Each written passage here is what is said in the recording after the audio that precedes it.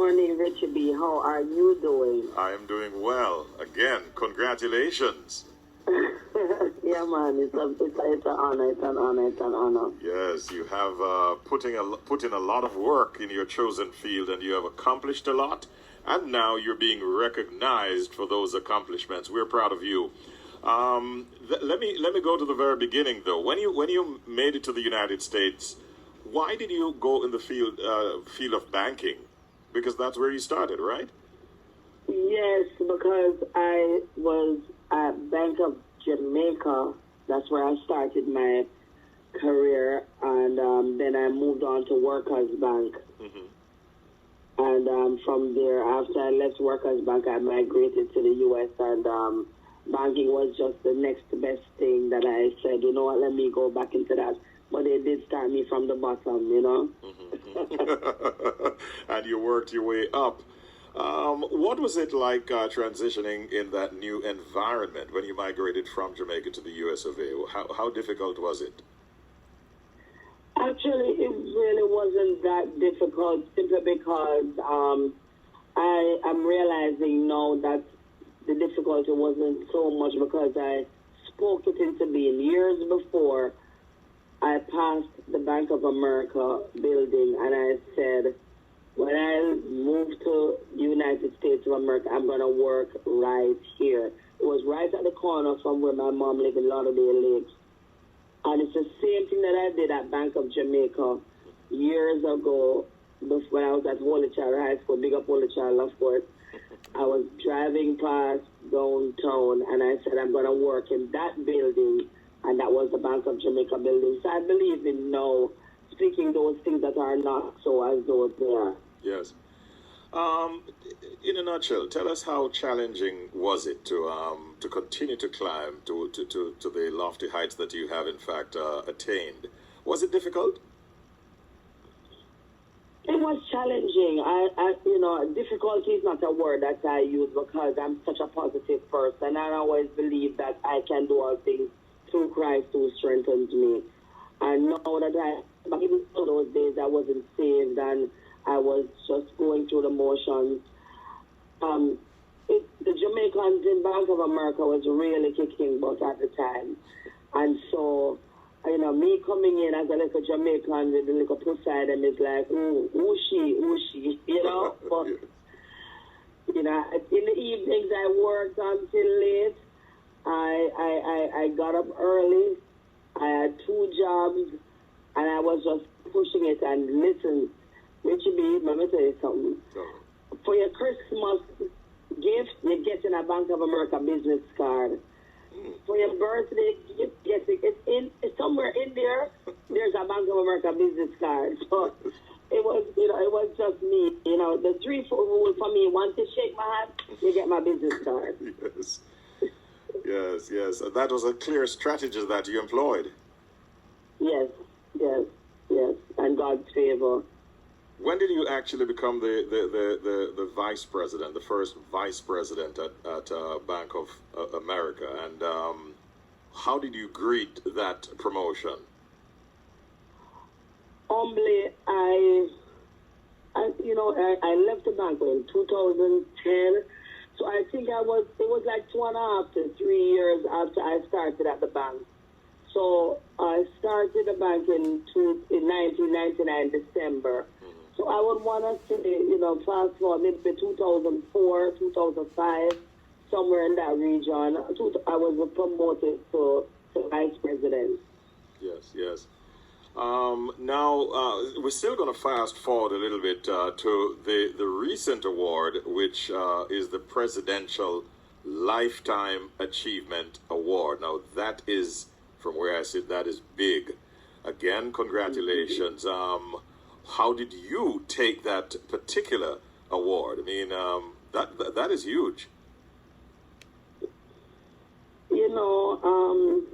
I took it not just for me, but for my 3 girls, because they've gone through, Richie, believe me. I'm recently divorced, so when you're ready, you can drop off the Phillips. Okay. but I will still give my ex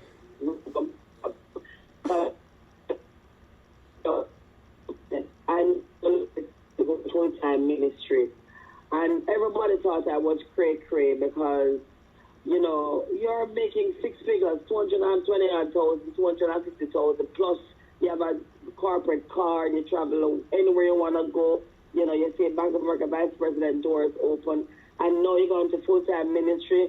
What's up with this? So I knew the Lord was calling me, and then when I was really hesitant to leave, then the market crashed, and they said, okay, we're going to give you a senior position in the foreclosure department, and I said I could not take it. So nobody could understand that, you know, so many persons were being laid off. This is the second time they were supposed to be laid off, and they promoted you the first time. So if you have another position and you're saying, no, thank you, so long, bye-bye, this don't make no sense. But when you know there's a calling on your life, and you know that you know that you know, listen, I just could not understand it sometimes because it was very embarrassing. I was criticized. I was ridiculed. I was selling $5 paparazzi on Facebook. I was, if you anything goes, evangelist was doing it, as, you know, job-wise. And I think part of the reason I lost my marriage, not that my husband was a money grab or anything, but people just couldn't understand. But I knew God wanted me to go to the world and, you know, give back to the less fortunate. And that's what I've been doing back for Holy Child, for schools in Jamaica, all over the world. You know, I've been traveling, but you don't know who is watching you, Richie. Yeah, yeah.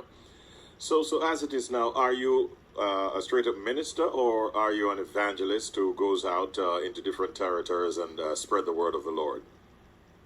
I'm an evangelist. I just came back, actually, from Belize, where I fed like 300 persons and baptized 18. Took a group with me, nine with me.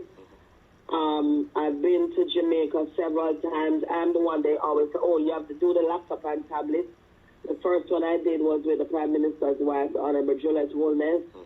And I'm an alum from Holy Childhood, so I gave back to John Mills All Age was where I started, then Holy Childhood Prep, then Holy Childhood. And, you know, Pastor Christine picked me up. So, of course, in the first batch I gave to them. And so I've been traveling the world, Turks and Caicos, Barbados. I remember I went to Turks and Caicos, and an NBA team saw what I was doing, and they shoot there. So, you know, it's just fair. You know, back to Jamaica and Peru. I don't even know how to spell Peru, Richard, but I'm Yes. All right. So you see yourself continuing in ministry well into the future, I suspect. Absolutely. This is my heart. This is, you know, I hosted my birthday party for many years at the homeless shelter. I have myself experienced not homelessness, but my homes have gone into foreclosure many times, because what I always tell people, be careful of the ministry that you take on, simply because whatever ministry you take on, that's where the enemy is going to attack you first. And so I had a few downtime and losses, and I went through a lot, you know, through this transition, but now I'm in a very good place. God has blessed me. God is just moving mightily and allowing me to go to the different countries and being a blessing. Fiji, several places I've gone, you know, you never believe it. I was playing hopscotch with the kids in Fiji. Oh boy, wow, it must have been fun. Yes.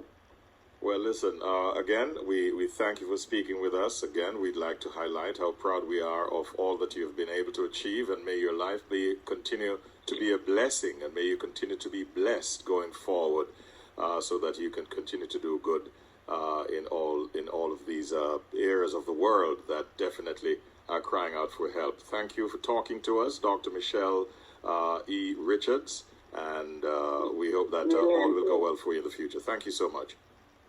Thank you so much, Richie B. And I thank you and Bridge FM for having me on this morning. Up and over, gone, up, way up. And, you know, this voice, I remember it from high school. And I just, you know, I laud you for continuing to do what the Lord has called you to do, to be a blessing to us. Thank you so much, Dr. Michelle E. Richards. Much love every time. It's now exactly 17